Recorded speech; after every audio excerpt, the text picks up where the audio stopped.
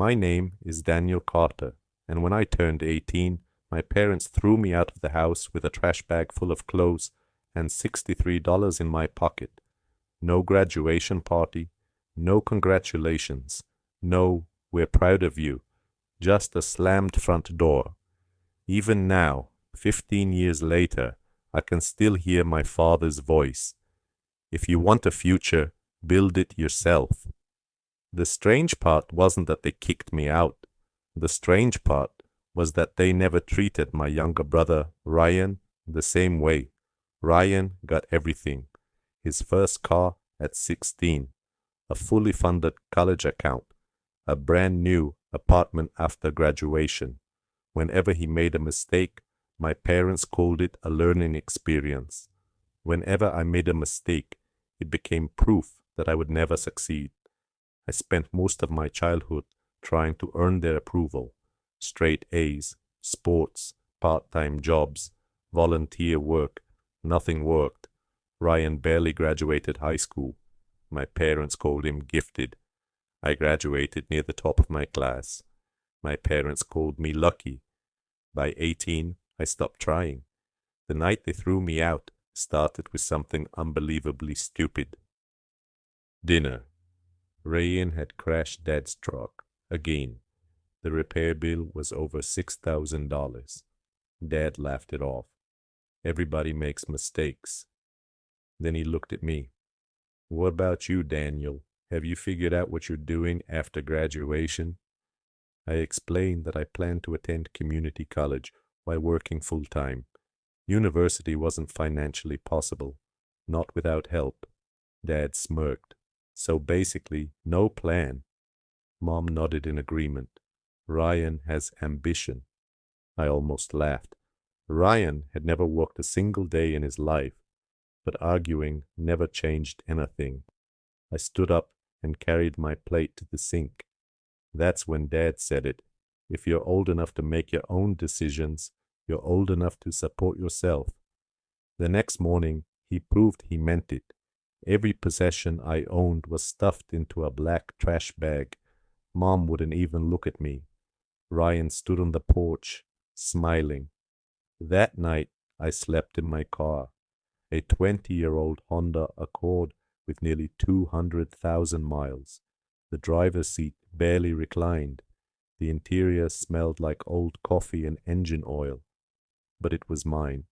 For the next year, I worked every job I could find. Construction, warehouse shifts, landscaping, delivery driving, sometimes all three in the same week. I survived on cheap fast food and gas station coffee. Most nights, I slept in the car. Sometimes I saved enough for a motel room. What kept me going wasn't anger, it was pride. I wanted to prove them wrong, not to them, to myself. Years passed. Then something unexpected happened. I got a maintenance job at a commercial office building. The pay wasn't great, but one tenant changed my life forever.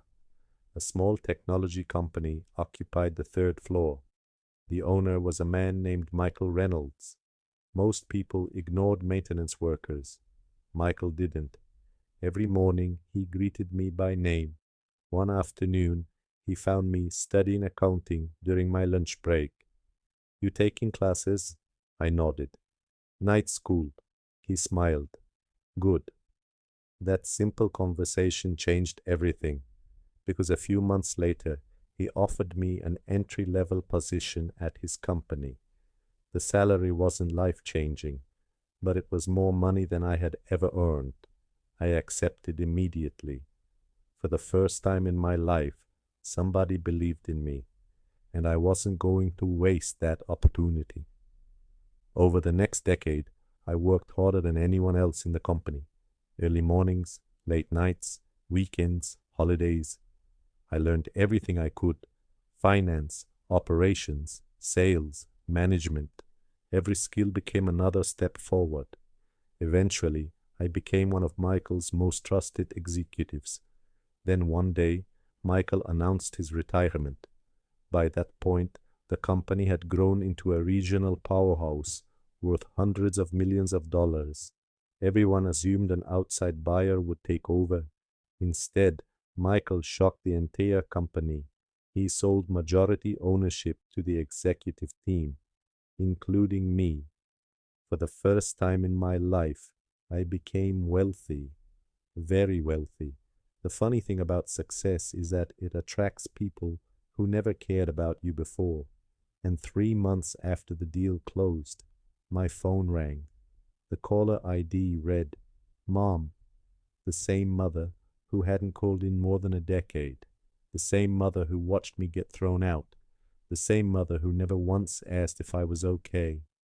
I stared at the screen for several seconds, then answered. Neither of us spoke at first. Finally, she cleared her throat. Daniel. The way she said my name felt strange, almost unfamiliar. Then she said the sentence that changed everything. We need your help. I slowly pulled my truck onto the shoulder of the road, because deep down, I already knew this wasn't going to be a family reunion. It was going to be something else entirely, and I had no idea just how badly their world had fallen apart. We need your help. I almost laughed. Not because it was funny, because it was exactly what I expected. People don't disappear for 15 years and suddenly call because they miss you. Something was wrong, very wrong. I kept my voice calm. What kind of help? Mom hesitated. Your father has been sick. I waited. She didn't continue. Finally, I spoke. And the medical bills are expensive. There it was. Money, always money. Not an apology, not regret, not accountability, just money. I merged back onto the highway. How much? Another pause. Maybe we should discuss that in person. No. Her voice became nervous. Daniel. How much? $180,000. I nearly swerved off the road. 180,000. Not a loan. Not a temporary setback. $180,000. The number was so outrageous I almost admired the confidence. I took a slow breath. What happened to Ryan? Silence. That silence told me everything. Finally, she answered. He had some business problems. Of course he did. Ryan always had problems. The difference was that someone else usually paid for them. What kind of business problems? Mom sighed.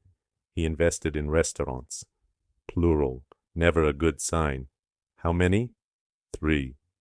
I laughed. Actually laughed. Because Ryan had never successfully managed anything in his life. And somehow, he thought owning multiple restaurants was a good idea. Mom sounded offended. I don't understand what's so funny. I do. The call ended 10 minutes later. Not because I agreed to help. Because I needed information first. A lot of information. After hanging up, I called a private investigator. Steve Lawson. Former detective. Extremely good at uncovering things people preferred to keep hidden. 3 days later, he called back. You're not going to like this. I sat down in my office. Tell me. Your father isn't dying. I frowned. What? He has health issues, sure, but nothing life-threatening. The room suddenly felt very quiet. What about the money? Steve laughed. The medical bills are real. Then where did 180,000 come from? Your brother. Of course. Always Ryan. Steve spent the next 20 minutes explaining everything, and somehow it was worse than I imagined. Ryan had opened 3 restaurants in 4 years. All failed. Every time, my parents bailed him out. They refinanced their house, drained retirement accounts, sold investments, borrowed from relatives. Ryan burned through all of it. Then he started gambling, sports betting, online poker, weekend casino trips. The losses became massive, hundreds of thousands of dollars. Eventually, creditors started calling. Then lawsuits appeared. Then bankruptcy followed. And somehow, my parents still blamed everyone except Ryan. The more Steve talked, the angrier I became. Not because of the money, because nothing had changed. 15 years later, they were still protecting him, still sacrificing everything for him, still pretending he wasn't responsible. At the end of the call, Steve said something interesting. There's more. What? Your parents never told Ryan they contacted you. That surprised me. Why? Because he's embarrassed. I nearly choked. Ryan? Embarrassed? That was a first. Apparently, word had spread around town. People knew I was successful. People knew Ryan wasn't. For the first time in his life, he couldn't hide behind our parents. A week later, Mom called again. This time, Dad was with her. His voice sounded older, weaker, but still familiar. Daniel, I hadn't heard that voice in years. What do you want? Direct, simple, honest. Dad sighed. We'd like to see you. No, please. That word shocked me. My father had never said please to me, not once. The man who spent 18 years criticizing everything I did was suddenly asking politely. I should have enjoyed it. Instead, I felt tired, very tired. After a long silence, Dad spoke again. We made mistakes. There it was, the closest thing to an apology I had ever received, but something felt off. People don't change overnight, especially not after 15 years. Then tell me exactly what mistakes you made. Neither of them answered, because they couldn't. Real apologies require specifics, not vague statements, not emotional manipulation, specifics. Eventually, Mom started crying. And that's when I knew. This wasn't about fixing the past. This was about survival. They needed money, nothing more, nothing less. A few days later, curiosity got the better of me. I drove back to the town where I grew up, the same streets, the same stores, the same neighborhoods. Everything looked smaller. Funny how that happens. Places that once felt enormous shrink after you leave them behind. Their house looked different too.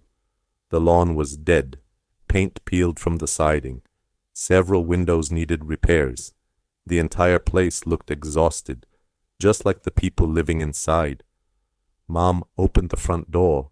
For a moment, she simply stared at me. 15 years disappeared from her face. Then reality returned, and suddenly she started crying. She tried to hug me. I stepped back. Her expression collapsed instantly. Good. Actions have consequences. Dad appeared behind her. Older, thinner, gray-haired. For the first time in my life, he looked fragile.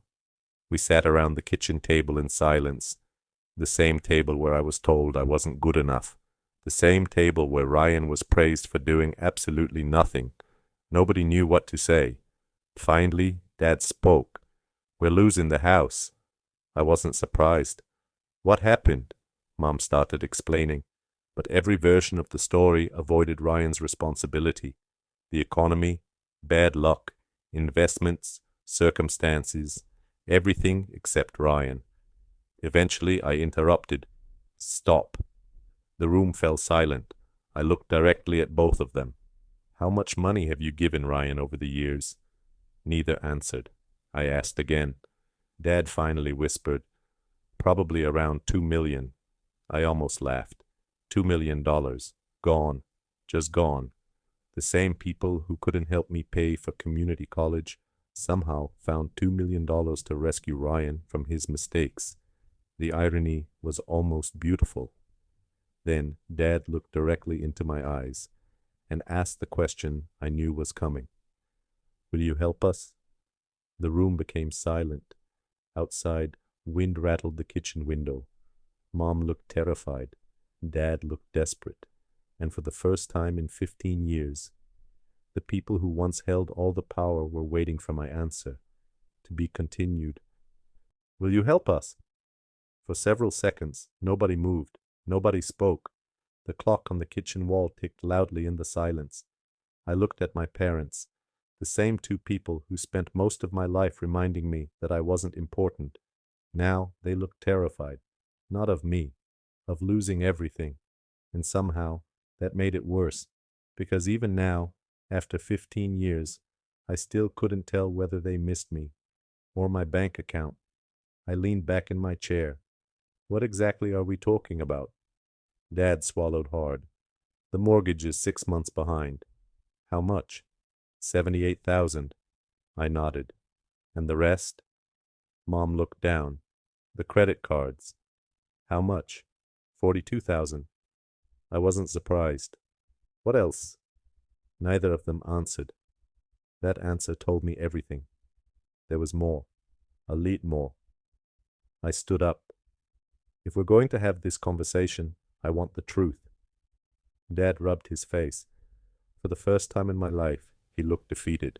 Not angry, not controlling, defeated. Finally, he spoke. There are loans. How much? About 300,000. I laughed. Not because it was funny, because the number was unbelievable. The room instantly became uncomfortable. Dad looked ashamed. Mom started crying again. $300,000. Combined with everything else, they were nearly $500,000 underwater, and I already knew why. Ryan, the golden child, the future of the family, the kid who could do no wrong, the most expensive mistake my parents had ever made. I looked around the kitchen. Everything suddenly made sense. The worn furniture, the broken appliances, the neglected house, the fear. Years of rescuing Ryan had finally caught up with them, and now they were drowning. I sat back down. Where is Ryan? Mom hesitated. Florida, of course. Doing what? Neither answered. Dad eventually muttered, Another business. I almost laughed again. Another business. Amazing. The man had failed repeatedly for 15 years and somehow still convinced people to trust him with money. That level of confidence was honestly impressive, or delusional, maybe both. I left shortly afterward. No promises, no decisions, just information. Over the next week, I thought about everything. The past, the present, the choices in front of me. Financially, helping them would be easy. I could write a check and erase every problem they had. The money wouldn't even affect me. But that wasn't the issue. The issue was principle. Because once you rescue someone from consequences, you teach them they never have to change. And I had already seen what that lesson did to Ryan. A few days later, my assistant stepped into my office. You have a visitor. Who? She gave me a strange look. Your brother. I froze. For a second, I wondered if I heard correctly. Ryan, here. After 15 years. I stood and walked toward the conference room. When I opened the door, I barely recognized him. The expensive clothes were gone. The swagger was gone. Even the arrogance seemed smaller. Life had clearly hit him hard. Ryan stood awkwardly. Hey, I sat down. What do you want? Direct, simple, the same way he would have spoken to me years ago. He nodded slowly. I deserve that. Interesting. Very interesting. This wasn't the Ryan I remembered. For a few moments, neither of us spoke. Then he surprised me. I'm sorry. I stared at him. Those two words felt foreign, like hearing a language I'd never encountered before. Ryan continued. I know I don't have the right to ask for anything. Correct. I know Mom and Dad ruined a lot because of me. Also correct. I know I treated you terribly. I remained silent, because honestly, I wanted to hear what came next. Ryan looked down at the table. When they kicked you out? His voice cracked. I should have said something. The room became quiet. For years, I imagined hearing those words. I imagined feeling satisfaction, closure, victory. Instead, I felt nothing, absolutely nothing, because some wounds heal, others become scars. Ryan kept talking. I was a coward. That was probably the most honest thing he had ever said. I knew it was wrong. Another pause. But I liked being the favorite. At least he wasn't lying. That alone put him ahead of our parents. For nearly an hour we talked, really talked, for the first time in our lives. And by the end of the conversation, I realized something important. Ryan wasn't evil. He was weak. There's a difference. My parents created a world where Ryan never faced consequences, never learned discipline, never developed responsibility, never had to grow up. Then reality arrived. Reality always arrives, no matter how long people avoid it. The following weekend, my parents invited me over again. This time, I went. When I arrived, the atmosphere felt different, lighter, as if something had shifted. We sat together in the living room. Then Dad did something I never expected. He handed me an envelope. Inside were photographs, old photographs, pictures I had never seen before, elementary school awards, science fairs, baseball games, graduation photos, photos of me, hundreds of them. I looked up, confused. Dad stared at the floor. "We were proud of you." I almost laughed, because if that was true, they had a terrible way of showing it. Mom started crying. "We thought pushing you would make you stronger." There it was, the justification, the excuse they had probably repeated to themselves for years. Dad nodded. "We thought Ryan needed support." "And I didn't?" Nobody answered, because there wasn't a good answer, only regret. The truth was simple. They made choices, bad choices, repeatedly, for years, and now they had to live with them. Eventually, Dad asked again, "Will you help us?" This time, I had an answer, not the answer they expected, the answer they needed. I looked at both of them, then I spoke. "Yes." The relief on their faces was immediate. Mom started crying. Dad closed his eyes. For a brief moment, they thought everything was fixed. Then I continued, "I'll help you save the house." Their expressions brightened. "But I'm not giving you money." The room instantly went silent. Dad frowned. "What?" "I'll pay the mortgage directly." Silence. "I'll negotiate with the lenders." More silence. "I'll help you create a financial plan." Mom looked confused. "But," I raised a hand, "I'm not giving either of you cash." Dad's face slowly changed, because he understood. "No money for Ryan." "Correct." The room fell silent again. I looked directly at both of them. "If I help you, the rescue ends here." Neither spoke. No more loans. No more bailouts. No more saving Ryan from himself. Mom started crying again. But this time it wasn't guilt. It was realization. Because for the first time in their lives, someone had finally said no. And deep down, they knew I was right. The room remained silent. Then Dad slowly nodded. A small nod. A painful nod, but an honest one. And for the first time since I was 18 years old, I felt something I never expected to feel inside that house. Not anger, not resentment, not revenge, peace. Because helping them wasn't about proving I was better. It wasn't about winning. It was about refusing to become the people who raised me. And that made all the difference. "Will you help us?" The room fell silent. My mother looked hopeful. My father looked nervous. Ryan stared at the floor. For a moment, nobody moved. Then I nodded. "Yes." Mom immediately burst into tears. Dad closed his eyes in relief. Ryan looked like he'd been holding his breath for days. But before anyone could celebrate, I raised a hand. "On one condition." The room instantly went quiet again. Dad frowned. "What condition?" I looked directly at Ryan. "From this moment forward, nobody rescues anyone." Confusion crossed their faces. I continued. "No more bailouts. No more loans. No more excuses. No more pretending someone else's mistakes are everyone else's responsibility." Ryan slowly nodded. Dad shifted uncomfortably. Mom looked worried. Good. They should have been, because that mindset was exactly what created this disaster. I leaned forward. If I help, everything changes. Nobody interrupted. For the first time in my life, they were actually listening. "The house stays in your name." Mom looked surprised. I continued. "I'm not interested in taking it." Relief washed across her face. "But—" Dad tensed. The money is not a gift. The room went silent. It's a structured financial agreement. Dad blinked. What does that mean? It means accountability. I slid a folder across the table. Inside was a proposal my attorneys had prepared. Every debt would be addressed. The mortgage would be brought current. The credit cards eliminated. The loans consolidated. Everything. But there were conditions.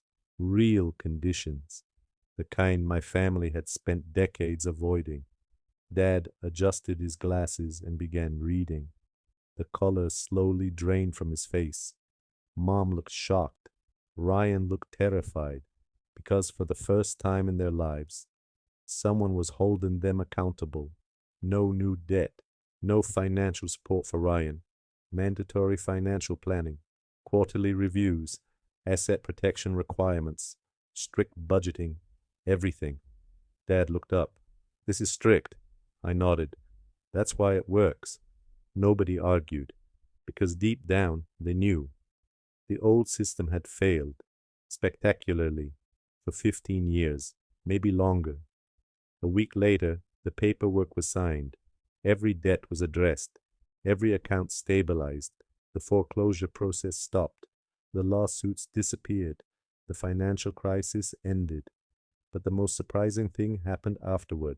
Nobody asked me for more, not once.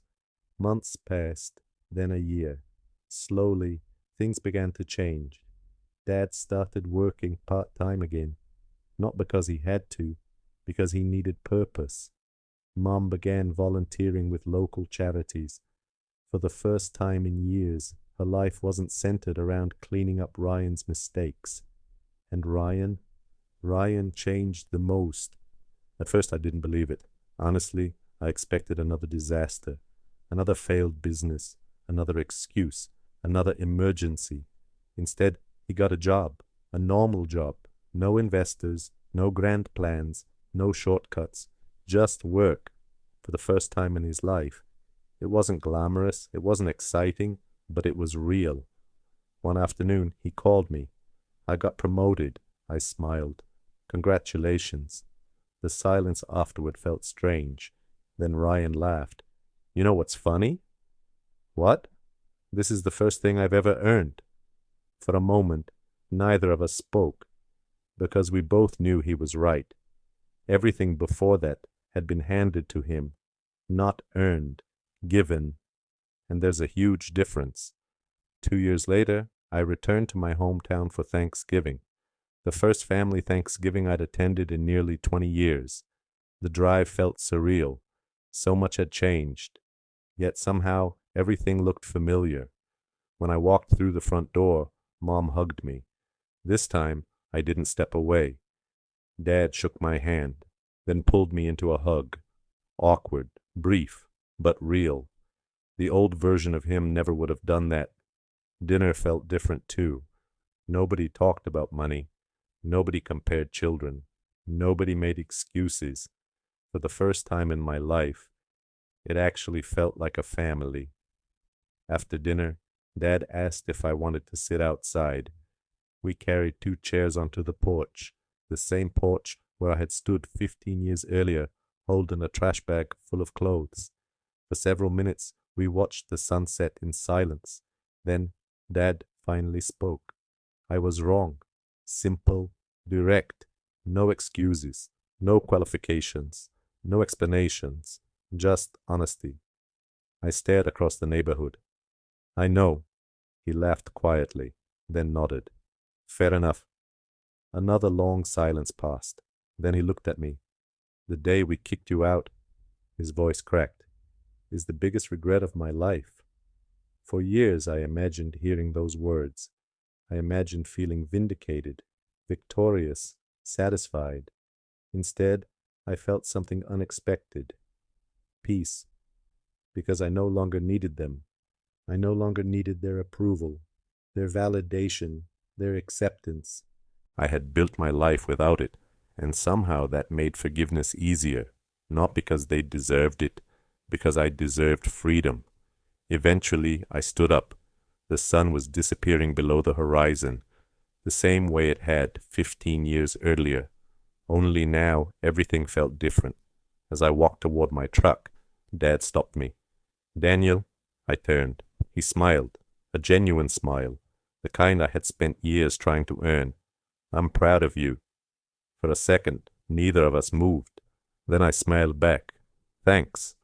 And surprisingly, that was enough, because success wasn't becoming richer than my family. It wasn't proving everyone wrong. It wasn't revenge.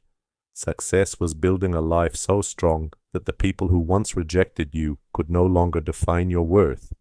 The night I was kicked out at 18, I thought I had lost everything. What I didn't realize was that I had been given something far more valuable, a reason to build my own future. And 15 years later, that future was waiting for me.